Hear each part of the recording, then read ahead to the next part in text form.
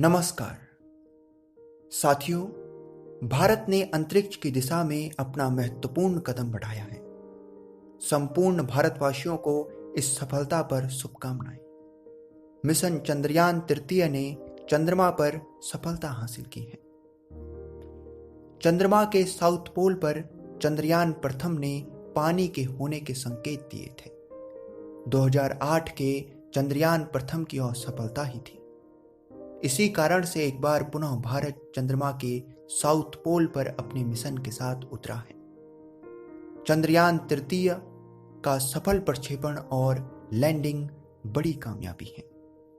पृथ्वी से 3,84,000 किलोमीटर दूर चंद्रमा पर चंद्रयान मिशन को भेजना और सॉफ्ट लैंडिंग के साथ सफलता हासिल करना अपने आप में बड़ी उपलब्धि है। हालांकि यह पहली बार नहीं है, किंतु यह भारत का अंतरिक्ष की ऊंचाई में एक कदम आगे बढ़ना है। हाल ही में रूस के लूना 25 का चंद्रमा पर क्रैश हो जाना अंतरिक्ष की ओर दुनिया के बढ़ते कदम और कामयाबी में एक फेलियर जरूर है, किंतु ये बड़ी कामयाबी के लिए ऐतिहासिक प्रयास है।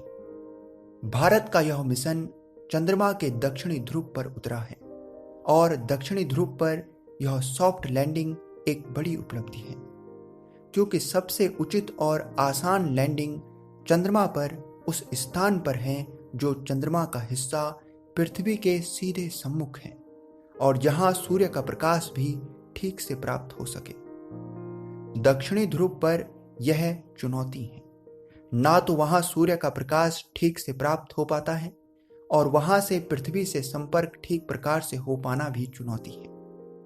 इसलिए कोई भी देश अपने पहले प्रयास में चंद्रमा के इस हिस्से में जाना नहीं चाहेगा, किंतु भारत को यहां मिशन भेजना था, क्योंकि चंद्रयान प्रथम ने चंद्रमा के दक्षिणी ध्रुव पर पानी होने के संकेत दिए थे। चंद्रयान प्रथम के द्वारा भेजे गए इस संदेश, जिसमें चंद्रमा पर जल होने की बात कही गई है, ने दुनिया को मंगल से एक बार फिर चंद्रमा की तरफ ला दिया है।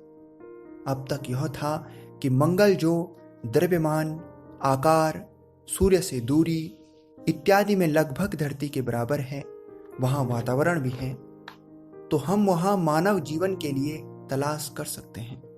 लेकिन चंद्रमा पर जल की आशा ने दुनिया को चंद्रमा की ओर पुनः ला दिया है और वहां जीवन बसाने की आशा बनी है। वह धरती से अधिक समीप भी है। चंद्रमा तक पहुंचने में भारत के चंद्रयान तृतीय ने 40 दिन का समय लिया, जबकि लूना 25 केवल 6 दिन में चंद्रमा की कक्षा में पहुंच गया था। चंद्रमा पर भारत का यह मिशन कम लागत में पूरा किया गया। इसके लिए चंद्रयान को पहले तो कुछ दिन धरती के चारों ओर कक्षा में रखा गया। कक्षाएं बदली गई और जब वह चांद पर पहुंचा तो वहां भी कुछ दिन चंद्रमा के चारों ओर कक्षा में घूमता रहा। यहां धरती के गुरुत्वाकर्षण का प्रयोग किया गया और इससे ईंधन की कम खपत हो, यह भारतीय वैज्ञानिकों की बड़ी उपलब्धि रही। आज 23 तारीख को ही चंद्रमा के जिस हिस्से में मिशन उतरा है, वहां दिन शुरू होगा।